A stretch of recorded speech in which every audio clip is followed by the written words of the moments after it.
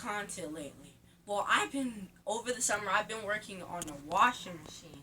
So I wanted to get this video out today about the washing machine I've been working on. So let's take a look at it.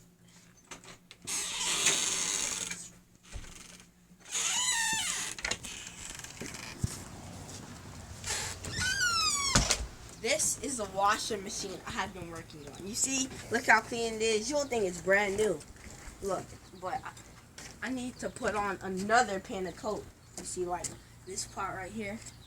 This is the washing machine I've been working